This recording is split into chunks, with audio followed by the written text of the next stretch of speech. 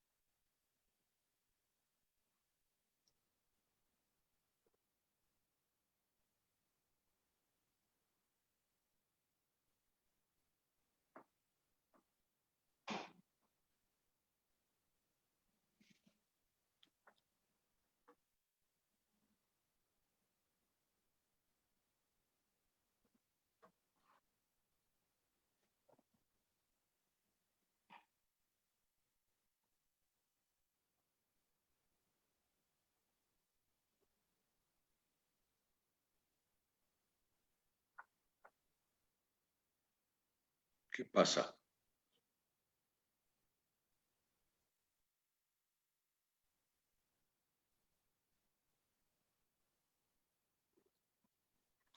Buenas tardes, bienvenidos a este ciclo de diálogos en el que nos encontramos ahora sobre estudios internacionales. El Centro Andino, a nombre de la Universidad Andina Simón Bolívar, sede Ecuador, y del Centro Andino de Estudios Internacionales, les doy la bienvenida más cordial a este ciclo de diálogos sobre estudios internacionales, en el que durante un periodo de tiempo tendremos a una serie de invitados especiales con los que vamos a justamente dialogar, conversar, hablar sobre temas muy específicos que tienen que ver con las relaciones internacionales, con el derecho internacional, con la economía política internacional, con toda esa serie de disciplinas y estudios de área que están vinculados a este gran aspecto que implica los estudios internacionales, este gran espectro que implica los estudios internacionales. En la tarde de hoy, para inaugurar este ciclo, tenemos a un querido amigo, colega, respetado, admirado y podríamos decir una serie de elogios sobre él. Se trata de Wolf Gravendorf. Wolf es un politólogo alemán que es actualmente profesor invitado en la Universidad Andina Simón Bolívar de Ecuador. Es parte de nuestro Centro Andino de Estudios Internacionales como consultor. Ha sido director de la FES Hildis en la sede de Ecuador durante algunos años. Y además es un reconocido consultor internacional en temas de política exterior, de relaciones internacionales, de regionalismo comparado. Y además es un reconocido una reconocida personalidad dentro del medio de los estudios internacionales. Wolf, bienvenido a este diálogo. Gracias por aceptar la invitación. Gracias por aceptar ser el primero. Estás todavía en Quito, Ecuador, con nosotros. Creo que la pandemia te dejó atrapado un tiempo con nosotros, ¿no es así? Es así. Muy buenas tardes y muchísimas gracias por la muy amable invitación, tanto de la Universidad Andina misma, que es mi alma mater en muchos aspectos muy querida, y también, obviamente, al Centro Andino de Estudios Internacionales. Yo creo que es un momento muy oportuno de hablar sobre el multilateralismo y el efecto que tiene o va a tener todavía en el futuro, dado que vivimos realmente la situación del cambio del sistema internacional. Sabemos todo que está cambiando, pero no sabemos hasta ahora a dónde van los tiros. Entonces yo creo que podemos tener un buen diálogo sobre posibilidades y intenciones de una u otras partes, porque obviamente esos cambios no se hacen de una manera sin intereses, ¿no? Obviamente los intereses de diferentes estados, especialmente los estados hegemónicos, en ese cambio que vivimos ahora son muy notables. Bueno, en este diálogo habíamos planteado justamente esta pregunta que tú, cuando te preguntamos, te invitamos, te dijimos, queremos mirar este tema del multilateralismo porque nos parece algo importante. Y tú nos planteabas la pregunta, ¿todavía sirve el multilateralismo en el sistema internacional? Y yo vuelvo sobre la pregunta y te digo, te la replanteo a ti. ¿Existe multilateralismo en este momento, en el momento actual? ¿Podemos hablar de multilateralismo? Bueno, necesitamos un poco, qué entendemos del multilateralismo, porque obviamente en nuestra generación estamos tan acostumbrados a esa forma de interlocución en el sistema internacional que tiene diferentes niveles y diferentes etapas, obviamente, con distintas intensidades, siempre formas de multilateralismo. Pero el multilateralismo es producto del sistema internacional que vivimos ahora. Y los sistemas internacionales cambian.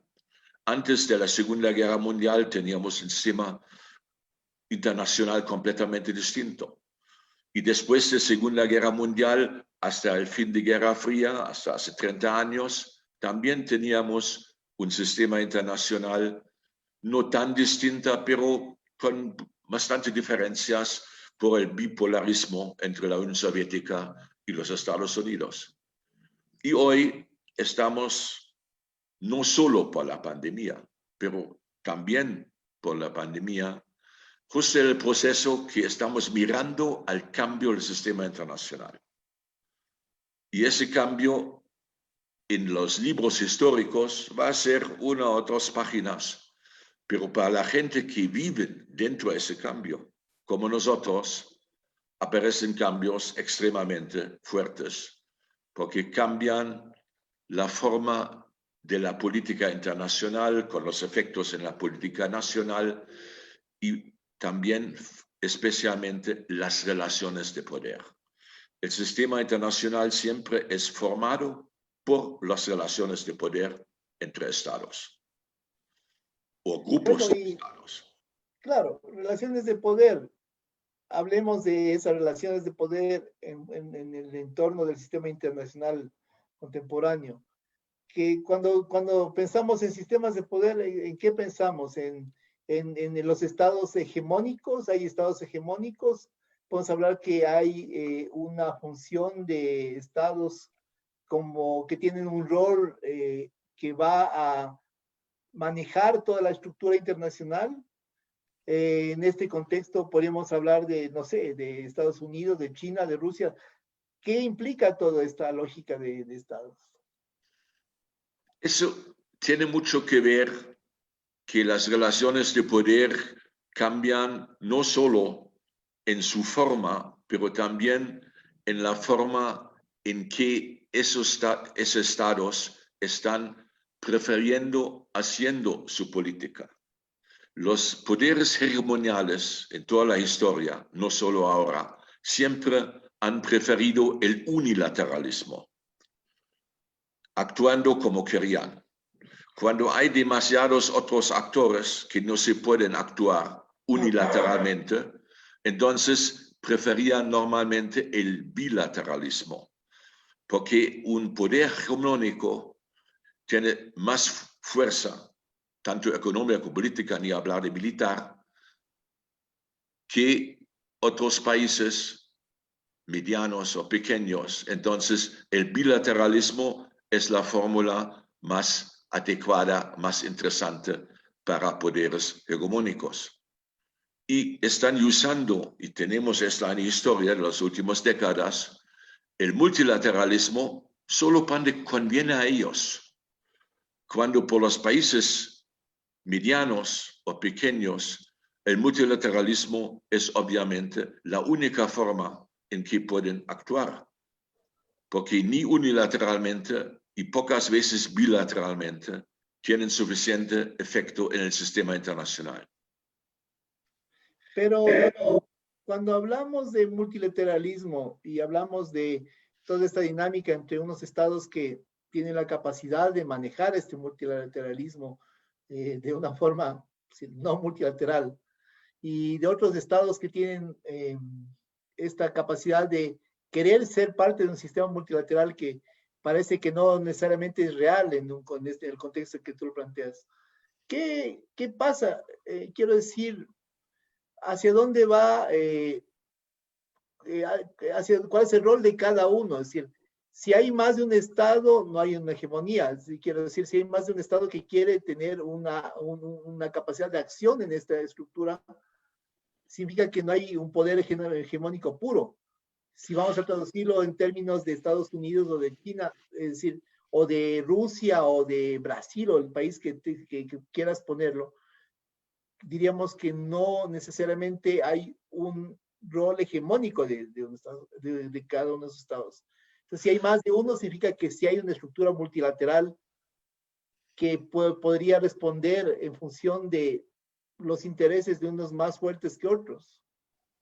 No, en ese contexto, justo el multilateralismo, como nosotros conocemos, es un producto de la posguerra, creado principalmente por los países occidentales, ¿no?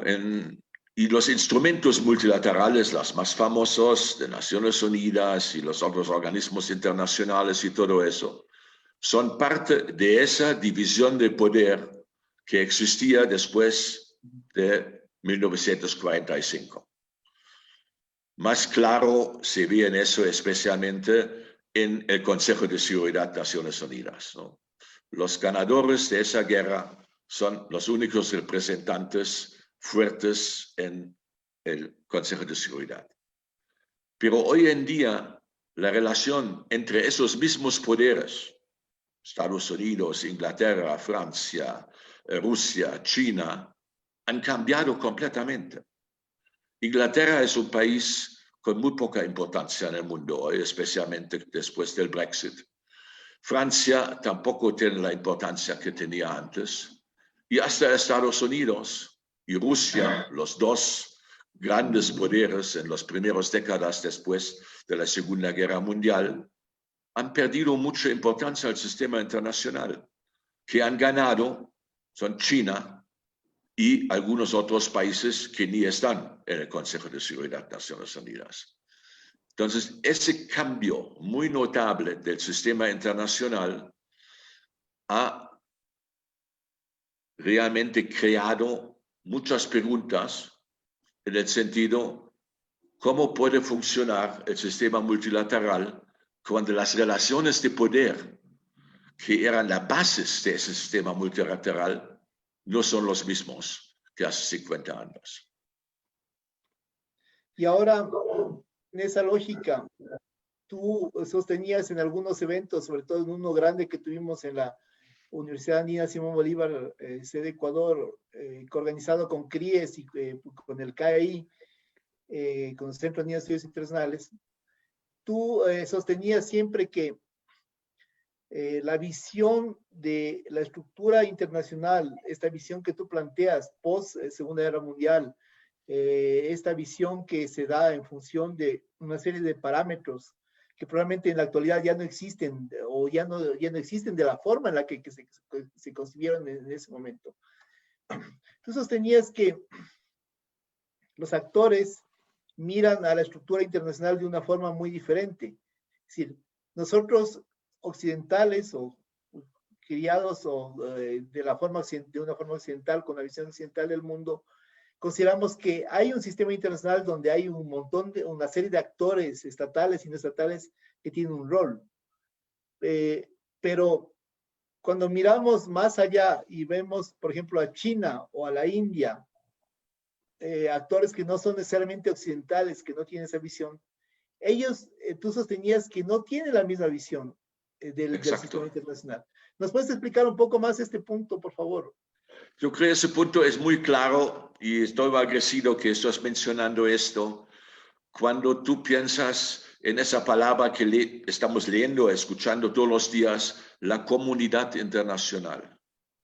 La comunidad internacional es o son la gente que tienen justo esa idea occidentalista, cómo debe funcionar el Estado, cómo debe funcionar el multilateralismo, todo eso. Pero para mucha gente, tú mencionaste China, pero también India y muchos otros países del sur global, como se dicen hoy en día, no tenía nada que ver en la construcción de ese sistema internacional. Fueron en parte víctimas del sistema, o China ahora aprovechando ese sistema internacional y el multilateralismo. Pero cuando el multilateralismo no funciona, como ahora para los Estados Unidos, por ejemplo, estamos hablando de pandemia ahora, los Estados Unidos están saliendo de la Organización Mundial de la Salud, porque piensan que esa organización no es suficientemente occidentalista, tiene demasiada influencia de China. Entonces ya es exactamente lo que tú dijiste, ¿no? La visión sobre los instrumentos del multilateralismo, y ni hablar sobre sus fines, son muy distintos visto de Pekín o de Washington. Ahora, en esa lógica, ¿cómo, a ver, primero, ¿existió un mundo multilateral alguna vez? Y la segunda pregunta, porque estamos en un pésimo multilateralismo, es decir, somos muy pesimistas frente al multilateralismo, pero el primero es, ¿existió entonces alguna vez multilateralismo?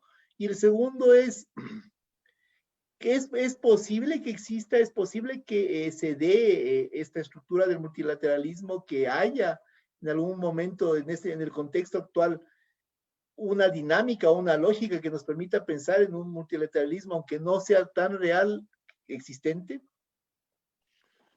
Eso es la pregunta del millón, ¿no?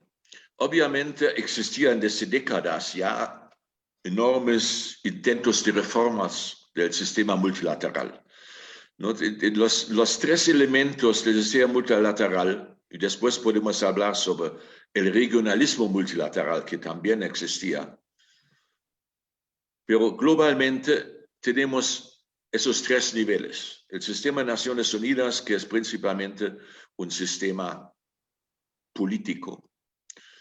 El sistema de instituciones financieras internacionales, que son en parte político, en parte más técnico.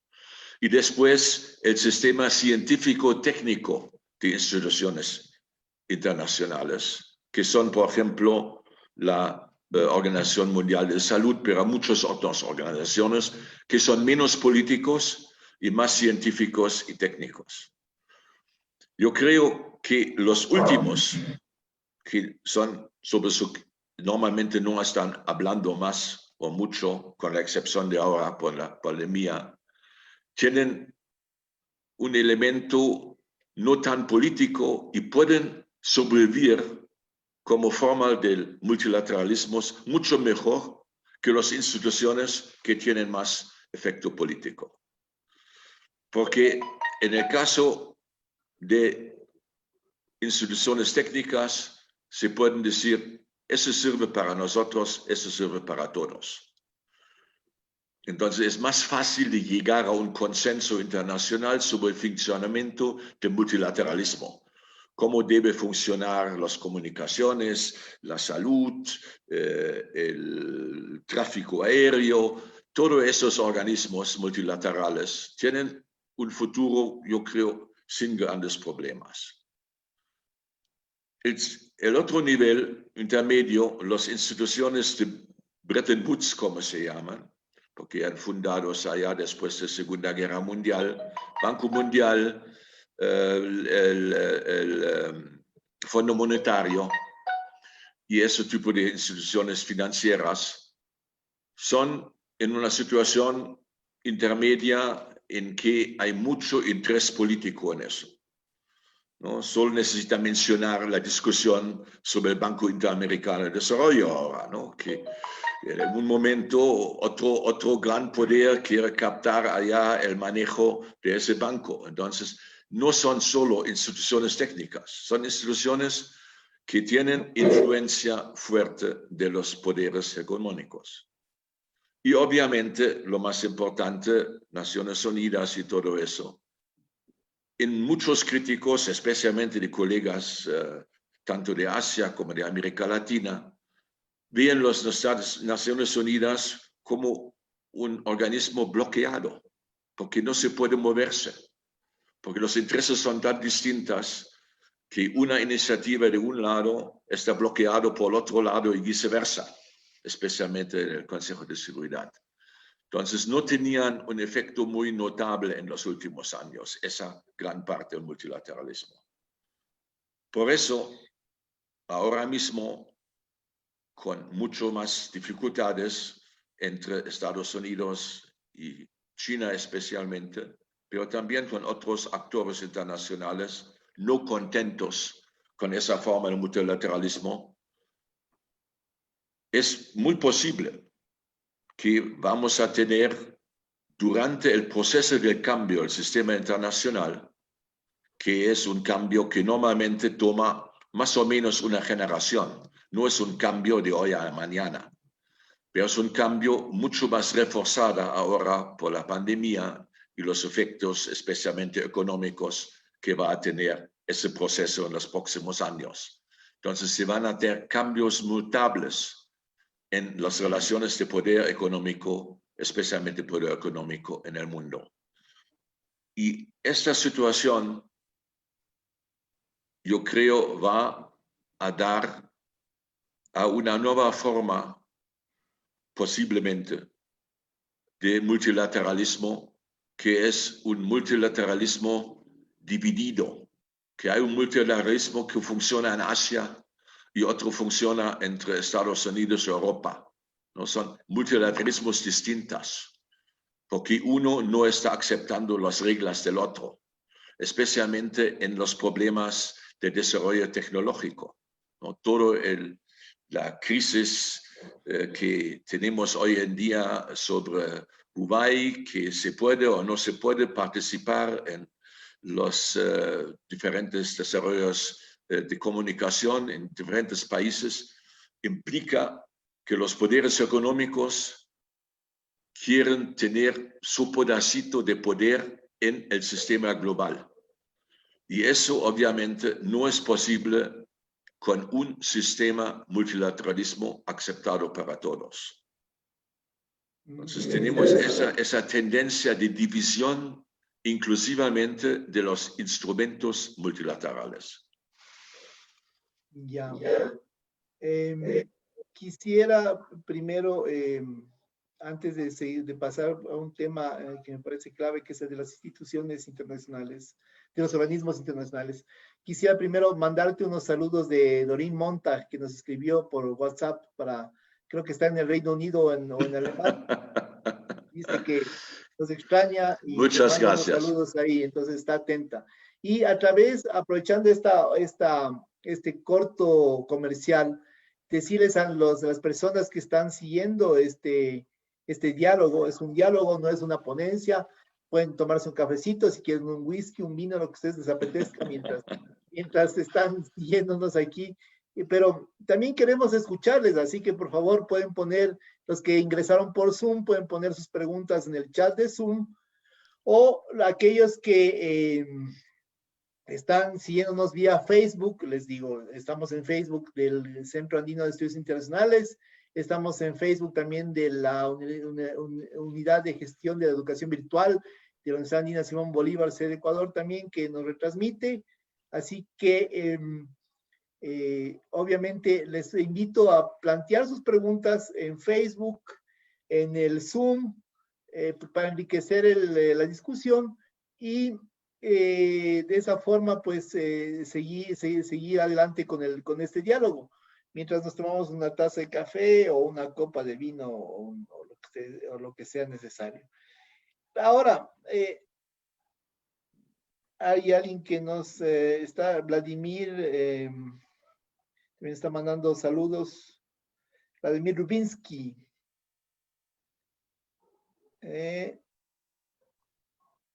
Sí, desde Colombia también nos manda saludos. Bueno. Lo que quería comentarte es que fuera de este tema, esperamos Allá nos han puesto ahí Pablo Barragán, un ex estudiante nuestro también que está haciendo. Una pregunta, las preguntas las vamos a resolver un poco ya más tarde, pero gracias por plantearlas. Lo que quería decirte es que ¿qué rol juegan las organizaciones internacionales en esta estructura? Tú hablaste ya un poco del BID, mencionaste a las Naciones Unidas. Se necesita una regulación para este mundo, así haya diferentes tipos de multilateralismo, como tú lo señalabas. Por un lado, el multilateralismo occidental, Unión Europea, Estados Unidos. Por otro lado, el multilateralismo oriental, para darle una denominación, China y los que correspondan. Se requieren unas estructuras que regulen. Existen las estructuras, existe la Organización Mundial del Comercio, existen las del Sistema de Naciones Unidas, existen una serie de entidades, el Banco Mundial, el FMI, en el sistema interamericano existe la OEA, existe el Banco Interamericano de Desarrollo, existe la Corte de Justicia, ¿cómo es? La Corte de Justicia de los Derechos Humanos, del Sistema Interamericano de Derechos Humanos. Existe además una serie de bloques regionales mucho más actuales. ¿Qué pasa? Pero todo eso son instituciones creadas después de la Segunda Guerra Mundial. No son cosas históricas en el sentido que necesitan todos los sistemas internacionales ese tipo de instituciones. Puede ser que estamos viviendo ahora la decadencia y la desaparición de muchas de esas instituciones, no mañana, pero en los próximos 10, 15 años, cuando todas las partes del occidente, para hablar de eso, no van a ser más de 12% de la población mundial. Entonces, cuando se vean las cifras de poblaciones y las cifras de economía para los próximos 10 años, de 20 a 30, cifras del Fondo Monetario y todo eso, se ven que el mundo occidental está perdiendo no solo poder, pero participación en el sistema internacional. Y obviamente eso va a tener un efecto sobre la forma de actuar en el sistema.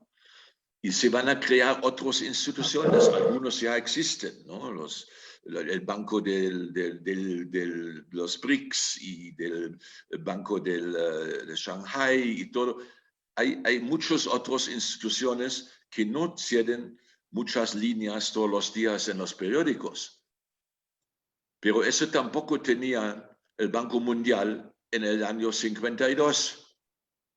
Entonces, vimos un poco una transferencia no solo del sistema internacional, pero también de los organismos que están formando ese sistema. Y eso es un proceso lento, no es un proceso de pasa de un año al otro, pero refleja en un momento dado la diferencia de poder entre China y Estados Unidos, que hace 20 años nadie estuvo pensando en eso. Hoy en día es tan obvio que cuando los Estados Unidos están criticando algo a los chinos dicen claramente, públicamente, nosotros tenemos suficiente poder para no necesitar reaccionar a las críticas de Estados Unidos. Eso es un discurso completamente distinto que teníamos los últimos 50 años. Interesante. Hay un rompimiento total ahí dentro de la estructura. Pero, a ver, aquí hay dos preguntas que nos acaban de pasar que me parecen pertinentes para el momento y para lo que tú acabas de señalar. La primera pregunta la plantea una persona que seguramente está viendo vía Facebook. Dice, ¿estamos frente a un modelo tripolar a nivel geopolítico donde Estados Unidos desea recuperar el Estado Nacional y China y Rusia buscan la consolidación de la globalización? ¿Qué opinas al respecto de la tripolar? Pero ¿qué son los tres poderes? Estados Unidos, China y ¿quién Y más? Rusia, claro. Rusia. Estados Unidos desea recuperar el Estado Nacional, vía nación, es decir, quiere Sí. tener toda la estructura hacia su interior, al menos ahora con Trump. Y por otro lado, China y Rusia buscan la consolidación de la globalización. Claro, la globalización, eso es un tema muy cerca del tema que estamos diciendo ahora, pero es un tema muy distinto al mismo tiempo, porque la pandemia actual ha demostrado que la globalización no funciona, por lo menos no funciona en la manera como nosotros estamos acostumbrados. Las grandes cadenas de producción están rompiendo todos los días en otro lado. Y hay un repensamiento por las cosas que han pasado en los últimos 5 meses, que muchos países están tratando de reindustrializar su propia base nacional. No solo Trump, también pasa eso en otros países, para no ser dependientes a la producción de máscaras en China, para dar un ejemplo. Y todo eso son fenómenos que todavía no sabemos a dónde van a dirigirnos, pero vemos que la globalización que ha funcionado y tenía muy buenos efectos para millones de personas que han crecido en ingreso y todo eso, pero es un sistema planetario muy vulnerable. Y esa vulnerabilidad vemos hoy como nunca antes, y ahora están en todos los lados, de diferentes direcciones obviamente, repensando qué podemos conservar de esa globalización y qué reglas necesitamos cambiar. Y yo creo en ese sentido, obviamente, los chinos están tratando de cooperar de una manera más estrecha con la Unión Soviética, porque la Unión Soviética es como Estados Unidos, no en la misma manera, obviamente, pero también un poder que no existe como Unión Soviética hoy en día, pero Rusia ha perdido mucho peso en el sistema internacional. Y Estados Unidos está en ese proceso, no solo por Trump, también por otras razones que vemos desde años, que la productividad de Estados Unidos no es como hace 50 años. En el año, hace 80 años más bien dicho, cuando estoy más o menos correcto en la cifra, en el año 55, 1955, Estados Unidos tenía 56% del producto industrial del mundo. Hoy ni tienen la mitad de eso, tienen 23%.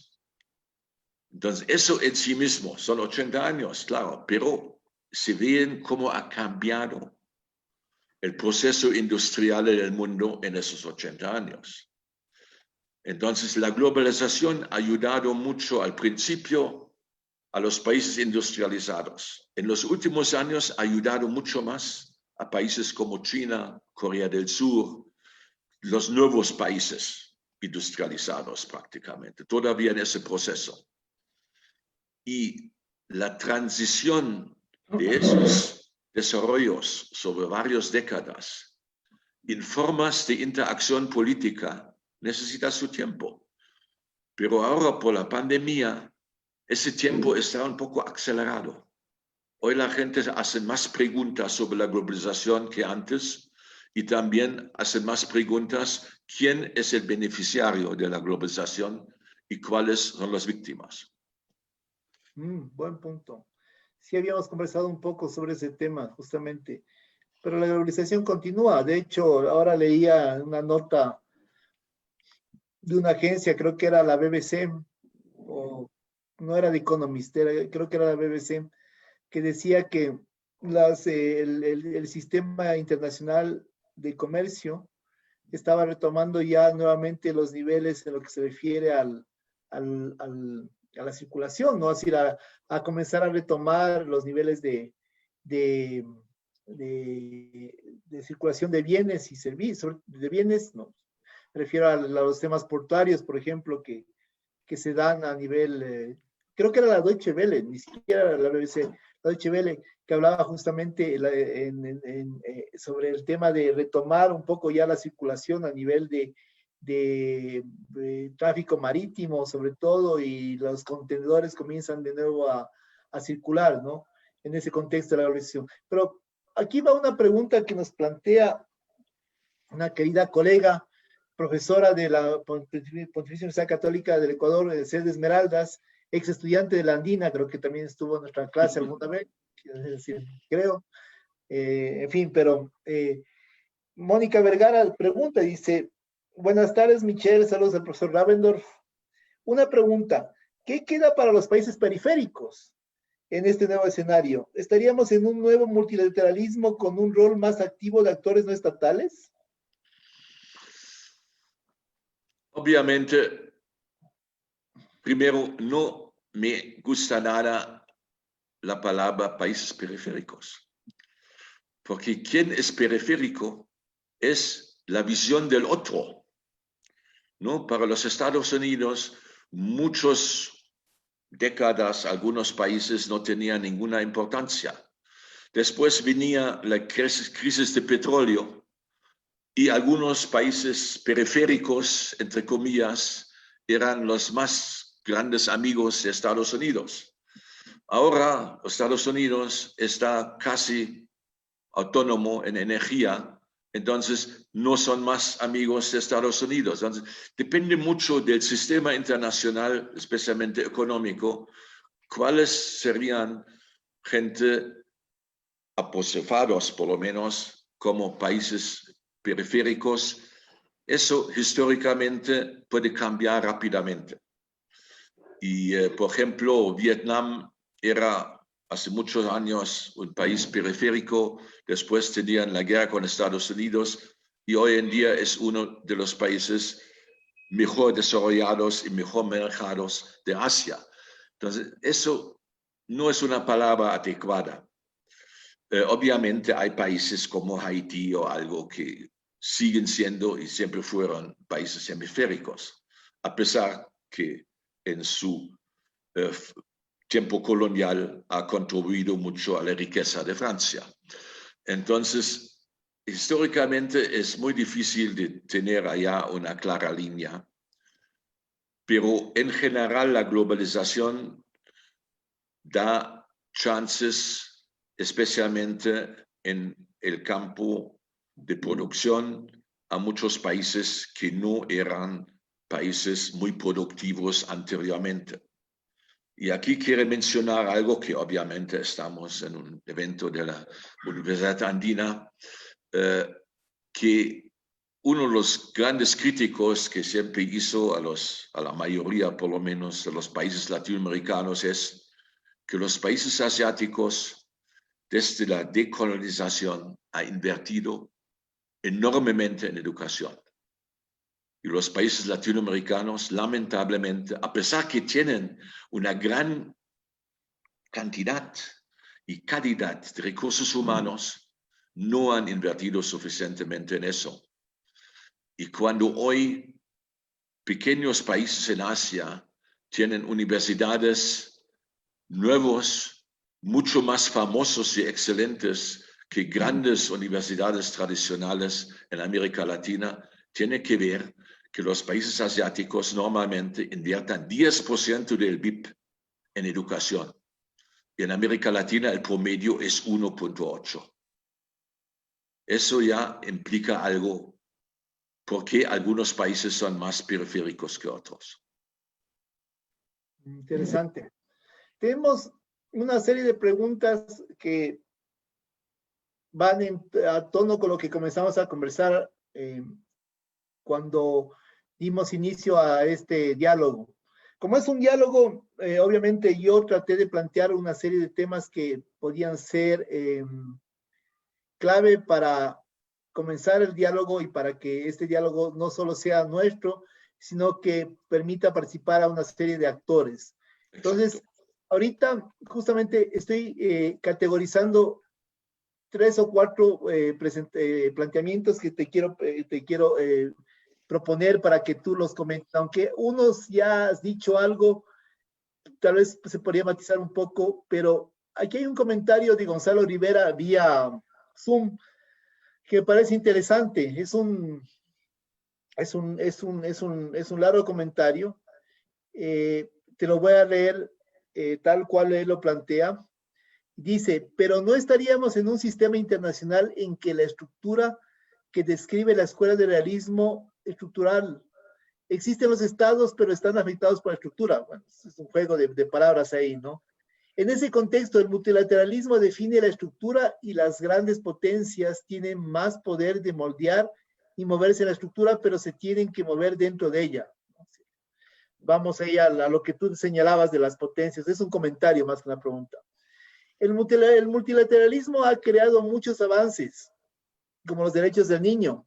Justamente Estados Unidos es el único que no ha suscrito, o los derechos de la mujer, y que modelan el comportamiento de todo el mundo. Es lo que hablábamos de la regulación, ¿no? Es decir, el multilateralismo, las estructuras del sistema permiten que haya una base de la cual hay que partir. Obviamente, nosotros de una lógica occidental lo vemos a nivel regulatorio bajo unos parámetros. Obviamente en China los derechos de la mujer y del niño serán considerados bajo otra lógica también, en China y en algunos otros países del Asia, ¿no? ¿Qué opinas al respecto? Yo creo que todas las cosas que estás mencionando eran en gran parte iniciativas de la sociedad civil.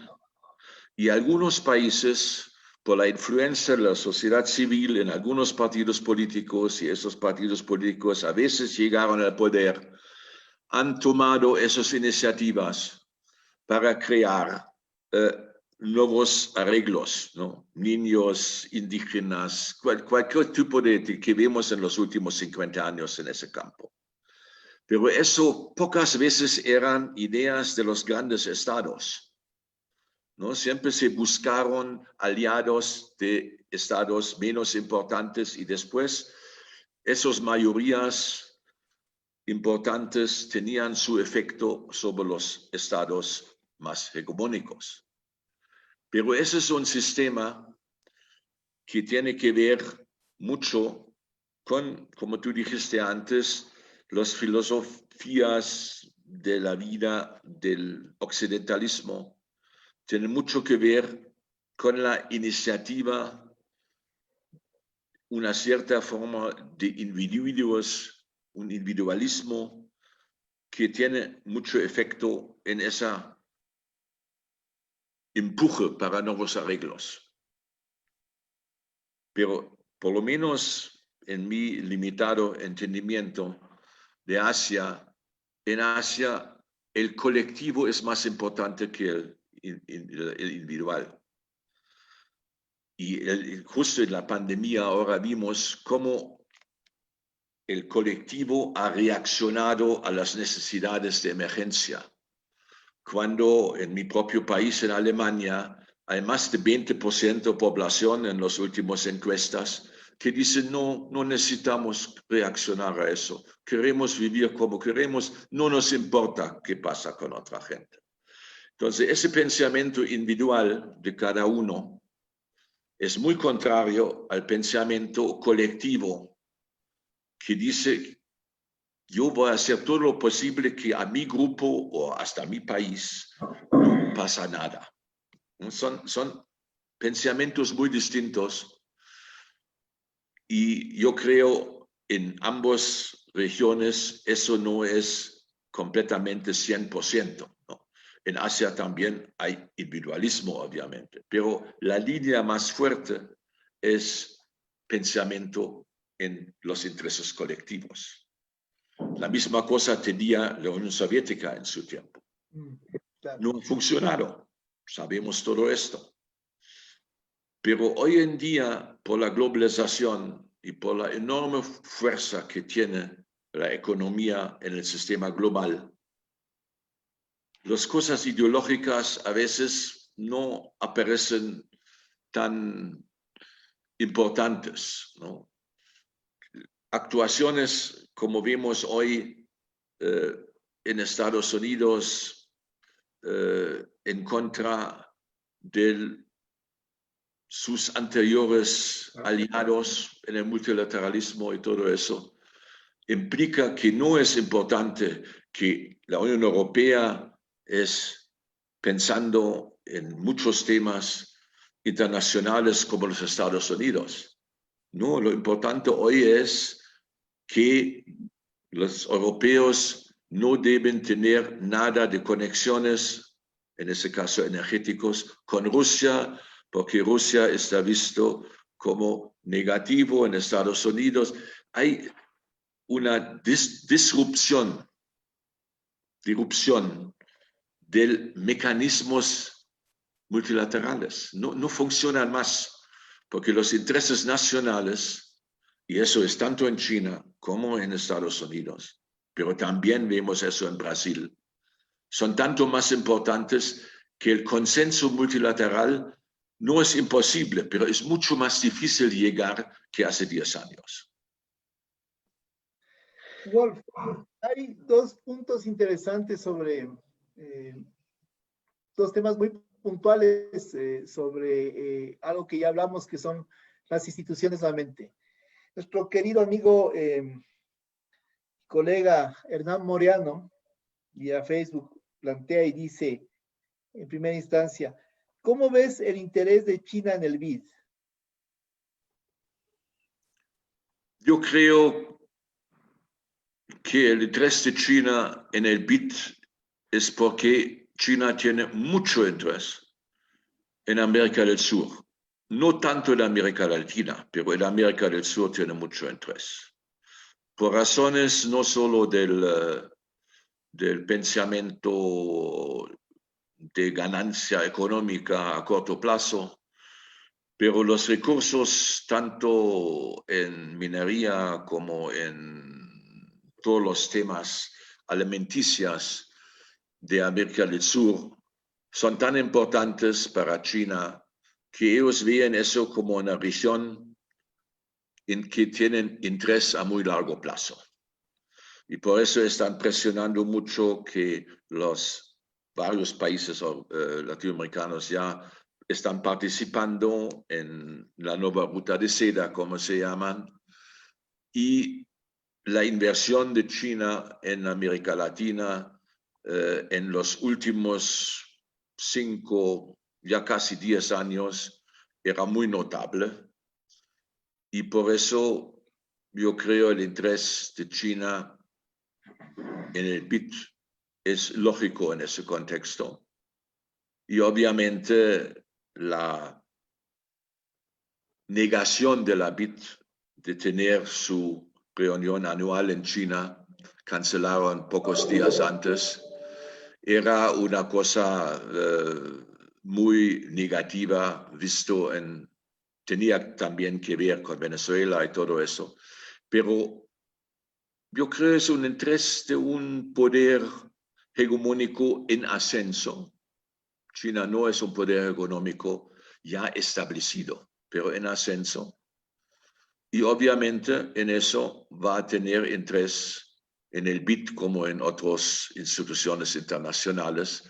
Como yo dije antes, yo tengo la impresión que China ha aprovechado el multilateralismo occidental para sus propios beneficios, pero llega algún momento en que eso no es más suficiente. Entonces están creando sus propios organismos financieros internacionales.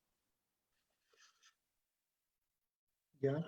Y en esa lógica, justamente un antiguo estudiante nuestro también nos pregunta, pregunta Wolf Ravendorf, algo que es clave y que habíamos conversado también antes en las preliminares de este evento. Pablo Barragán, ex alumno de la Universidad Andina Simón Bolívar, nos dice, ¿el multilateralismo afecta a los procesos de integración regional, especialmente en Sudamérica? Bueno, ya estamos llegando al tema que siempre me interesaba especialmente y la Universidad Andina en general. El tema de regionalismo es muy vinculado con el tema de pluralismo, del multilateralismo. porque un regionalismo solo puede funcionar bien cuando es un multilateralismo regional. Y en algunos momentos eso ha funcionado tanto en Europa como en América Latina, en Asia menos, pero también en ASEAN en algunos años también. Pero estoy regresando a mi preocupación general, que vivimos la transición del sistema internacional en general. Y el regionalismo como el multilateralismo tenían características muy ligadas al sistema internacional post-Guerra Fría, últimos 30 años. Y ahora estamos frente a una situación bastante distinta y ya veo en ese caso que el regionalismo latinoamericano ya ha notado las grandes líneas de ruptura internacional con anticipación, porque ya los organismos multilaterales de regionalismo están muy débiles o no más existentes, ¿no? Ni ALBA, ni UNASUR existen más. CELAC está muy debilitado, el Mercosur está debilitado y la querida comunidad andina existen leyes, pero en muy pocas implementaciones. Entonces, tenemos una situación en que en América Latina existían muchas iniciativas, para algunas décadas bastante exitosas, pero dependiente también de las fuerzas extrarregionales. Y hoy en día vemos, y Venezuela no es el único ejemplo, que la influencia extrarregional sobre el regionalismo es muy notable, ¿no? Lo mismo se puede decir sobre Colombia, ¿no? La influencia de Estados Unidos en Colombia es tan grande o más grande que China y Rusia en Venezuela, y en ambos casos están tratando de debilitar el regionalismo latinoamericano, ¿no? La decisión de Duque, que era la persona más luchando para el cambio del presidente del BID con algunos otros países latinoamericanos, era tan notable, es como un ejemplo de las relaciones bilaterales hegemónicos de un libro clásico de las relaciones internacionales, ¿no? Yo creo que va a ser como un footnote, una nota a pie en muchos textos de relaciones internacionales en los próximos 10 años, ¿no?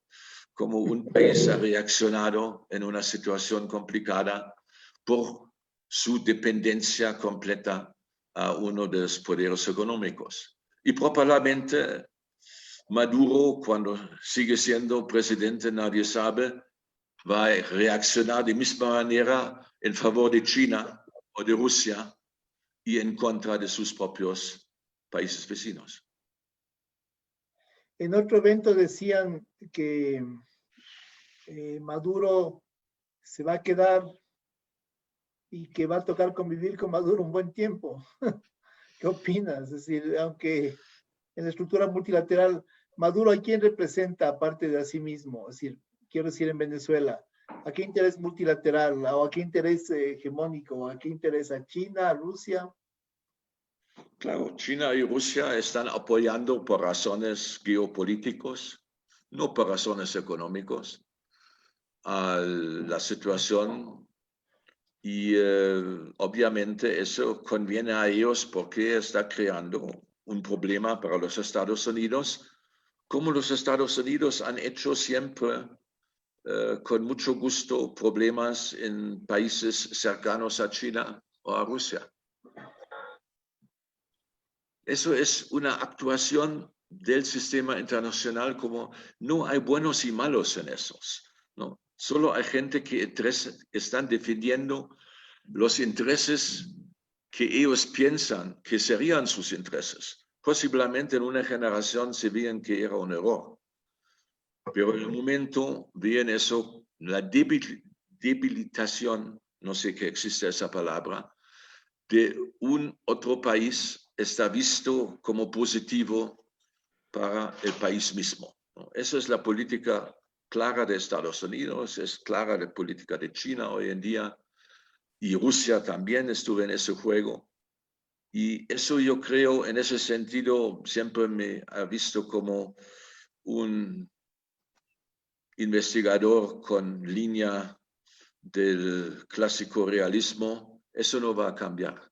Van a cambiar las ideologías, pero la forma de tratar de debilitar la competencia internacional, la competitividad internacional, no va a cambiar. Y justamente hablando de debilitar, de debilidad de los grandes países o de esos países que marcan un poco las líneas en la estructura internacional. Justamente una querida colega, profesora colombiana, ex estudiante de la Andina también, de hace muchos años atrás, no tantos, es decir, pero bueno, algunos, Viviana Perdomo, vía Zoom, pregunta algo que es muy contemporáneo y muy de interés, y que lo habíamos conversado también, y que es lógico, no puede estar fuera de este diálogo. Frente al escenario electoral norteamericano, ¿qué escenario se proyecta a nivel del multilateralismo si llega a ganar Biden? Bueno, yo creo que estamos todavía en un momento en que nadie puede decir quién va a ganar. Hay encuestas y hay todo polls y todo eso, y aparentemente ahora mismo Biden está en una posición confortable, pero falta tanto tiempo y vamos a tener una elección histórica en todo caso en Estados Unidos, por razones internas y también por razones externas. Porque los Estados Unidos eran los últimos 70 años, casi 80 años, el poder de liderazgo mundial occidental. En los últimos 20 años, 15 años, probablemente más bien 20 años, desde 2011, 10 años, Estados Unidos está en una decadencia muy notable, especialmente internamente, ¿no? La democracia no ha funcionado, funcionan algunas cosas, otras no, pero ya la elección de Trump mismo no era un accidente, como alguna gente piensa, ¿no? Tenía que ver con dificultades enormes del país y eso tenía su efecto sobre las relaciones internacionales. La mayoría de los expertos norteamericanos están convencidos que Biden quiere regresar a los buenos tiempos de Estados Unidos, con aliados tradicionales, con mucho multilateralismo, con muchos de los valores que los Estados Unidos también han representado en el sistema internacional, no para olvidar, derechos humanos y todo eso. El problema es que el Estados Unidos, la población de Estados Unidos de hoy, quiere eso. Quieren regresar a los buenos tiempos que representa Biden, obviamente.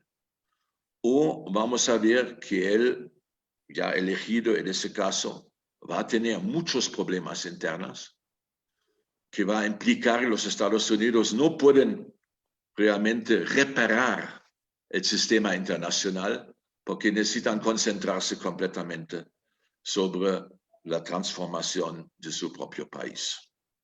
Eso yo creo, en mi opinión, yo he vivido 5 años en diferentes tiempos en Estados Unidos y tengo enorme respeto a ese país, no tanto al país como a su gente.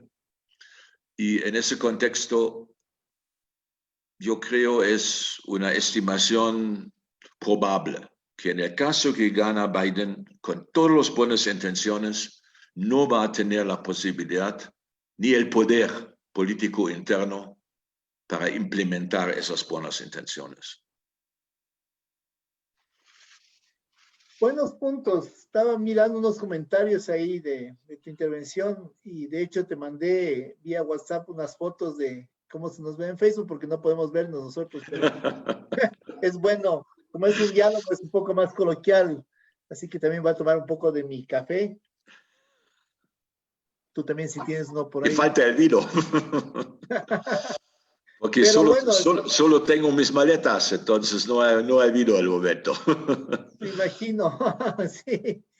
El punto es justamente ese, estamos llegando ya, no queremos extendernos demasiado, es un diálogo en el cual intercambiamos puntos de vista, opiniones, y hemos tratado algunos temas sobre esta crisis del multilateralismo, que es una crisis recurrente porque no es algo nuevo.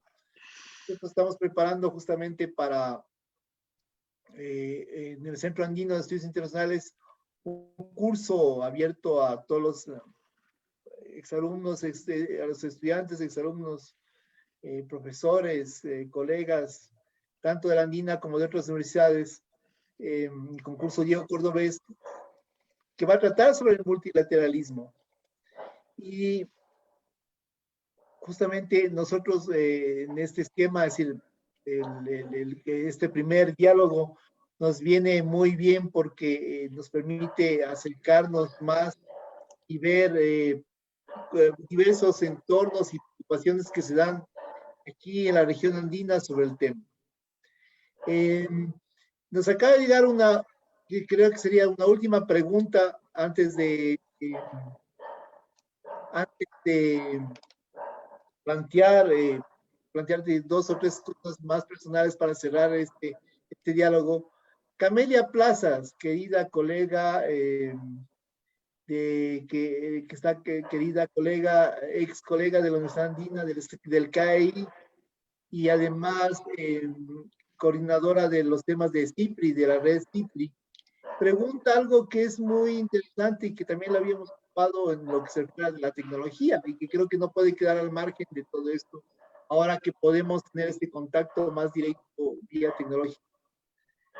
¿Cuál es la perspectiva del multilateralismo en materia tecnológica, específicamente en relación al 5G? Sabes que el 5G ha sido una pesadilla en el tratamiento del tema con China. La Unión Europea ha bloqueado en parte el acceso de firmas chinas al 5, a Europa con 5G. Estados Unidos lo ha bloqueado totalmente. ¿Qué va a pasar? ¿Cuál es tu visión sobre este afer tecnológico y la lógica del multilateralismo? ¿Crees que los organismos internacionales pueden llegar a regular tan firmemente un tema tan importante, pero tan poco convencional como es el 5G? Es una pregunta esencial, porque la tecnología va a cambiar la forma de producción en una manera de una tercera o cuarta revolución industrial, y por eso el manejo internacional del avance tecnológico es un desafío enorme para el multilateralismo. Yo no soy ningún especialista en esos temas, pero como dijo al principio de nuestro interesante diálogo, yo tengo alguna confianza que esos organismos de tercer nivel del multilateralismo, los organismos técnicos, tienen un futuro porque inclusivamente nuevos poderes hegemónicos posibles como China tienen mucho interés en su presencia global. Y la presencia global no va a estar, en mi opinión, militar, pero va a ser tecnológico. Solo una otra cifra. China está produciendo cada año con la educación al cuarto nivel 100.000 ingenieros. Todos los países del occidente ni están produciendo un tercio de eso. Eso, mirando a 10 años de ahora, está muy claro que esas cifras van a dar un avance enorme al China, los chinos que están invirtiendo muchísimo en su educación, que propiamente no es la misma como de Harvard, pero en la suma, sobre los años, obviamente van a producir tecnología que en Occidente no vamos a producir más en la misma manera. Y eso yo creo que necesitamos tomar en cuenta.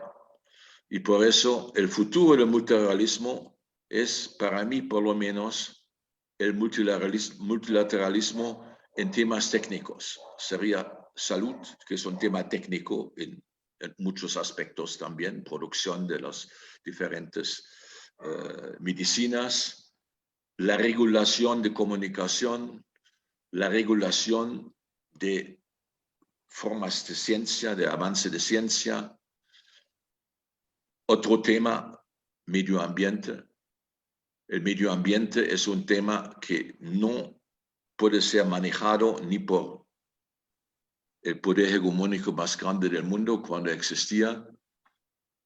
Entonces, todo eso, allá yo veo el futuro del multilateralismo, en esas vinculaciones tecnológicas, técnicas, en que todos los países tienen un enorme interés, a pesar que ahora hay una gran corrida, quién va a tener los primeros antivirus y todo eso, pero a largo plazo yo veo allá para el multilateralismo una gran chance y veo también que es necesario de mirar más a ese tipo de instituciones que se preocupan con la solución de situaciones que tienen un efecto planetario.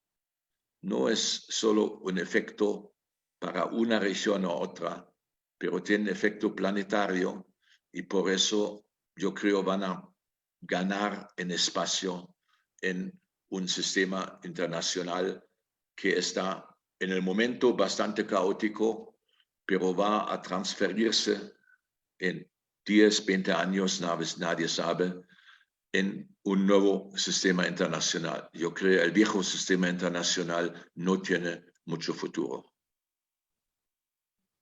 Muy buenos análisis, Wolf, siempre muy precisos y muy directos. Ahora que, bueno, ahora que vas a irte a regresar a Alemania y ya vamos a topar ese tema para cerrar este conversatorio, te vamos a extrañar mucho, hay que decirlo. Si te extrañan en Europa también, pero te vamos a extrañar aquí. Lo vamos a poder, bueno, si a través de estos medios pues seguramente podremos Sí. Vamos a acostumbrarnos todo a ese medio. Yo creo para mucho tiempo ese es el medio para la discusión intelectual más importante, sin ninguna duda. Sí, bueno, ahora es decir, nos permite de una u otra forma llegar a una mayor cantidad de público.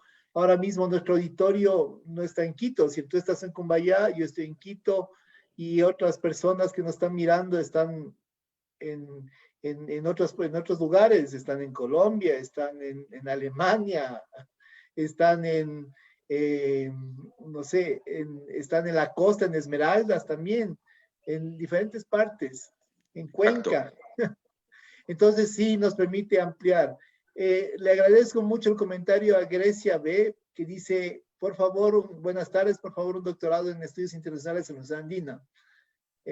Bueno, habrá que verlo, es decir, ojalá sea posible. Hay uno en estudios latinoamericanos, Grecia, que le sugiero que si le interesa el doctorado, que lo pueda mirar. Es un buen programa, es un programa muy bien estructurado y en el cual también se puede enfocar los temas que tienen que ver con los estudios internacionales, Sí. desde una visión andina.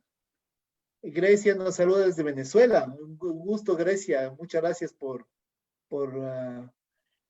estar siguiéndonos también vía la región andina. Bueno, Venezuela no es parte oficial de la comunidad andina, pero digamos que estuvo durante muchos años y que nosotros sí les queremos bastante y ojalá que puedan, el momento en que sea pertinente y tengan un gobierno diferente, puedan volver a la comunidad andina, sería lo idóneo y lo ideal. Diego Marcelo Sánchez nos saluda desde Cumbayá. Gracias, Diego Marcelo Sánchez. Bueno, ahora, Wolf, para cerrar este diálogo que tenemos, ¿cuál es tu futuro? ¿Cuál es tu perspectiva como Wolf Ravender? Ahora regresas a Alemania pronto. ¿Y cuáles son tus planes? Sorpréndenos, ¿qué vas a escribir de nuevo? ¿Qué tienes planeado por ahí? Justo ayer he leído unas recomendaciones de un buen psicólogo. Y él dijo, en temas de pandemia es muy importante de evitar planes.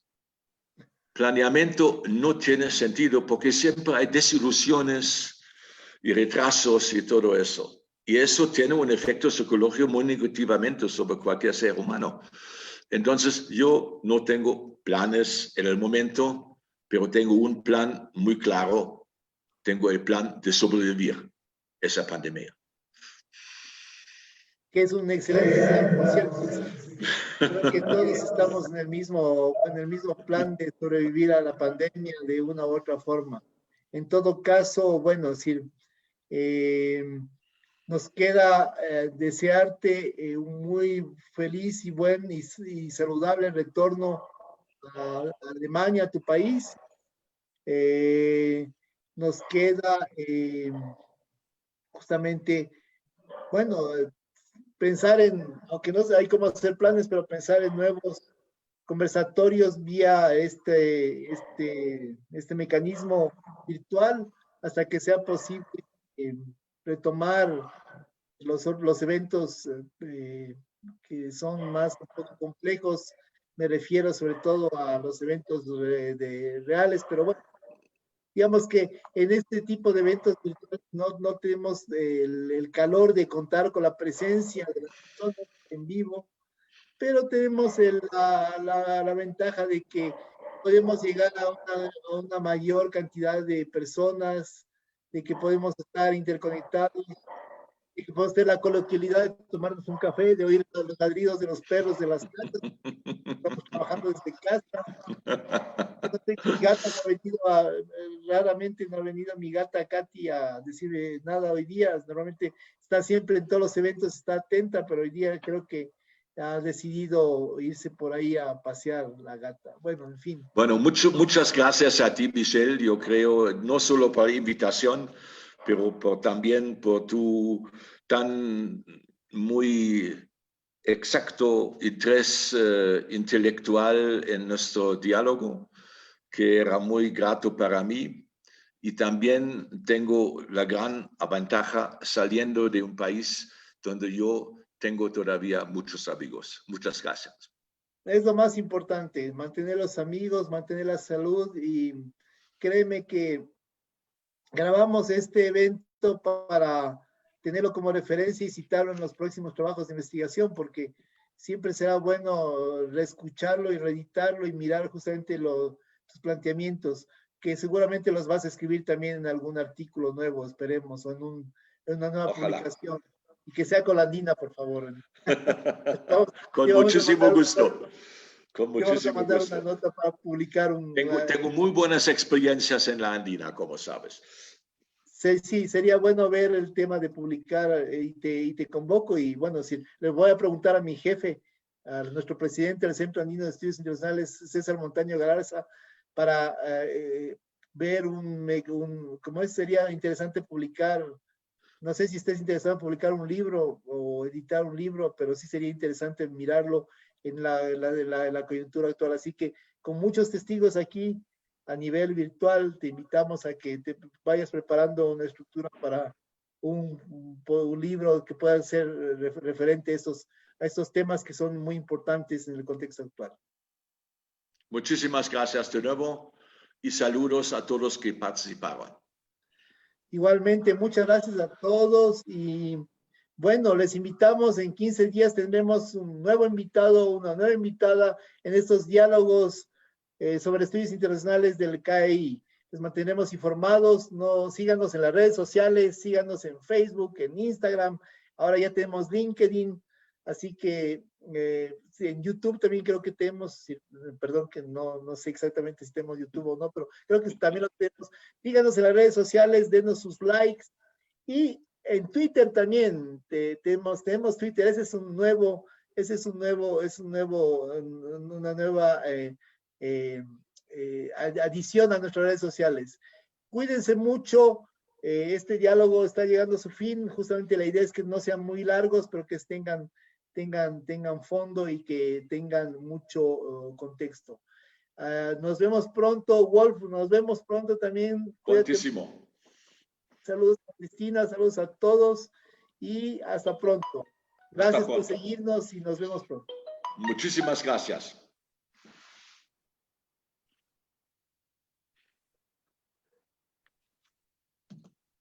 Hasta pronto.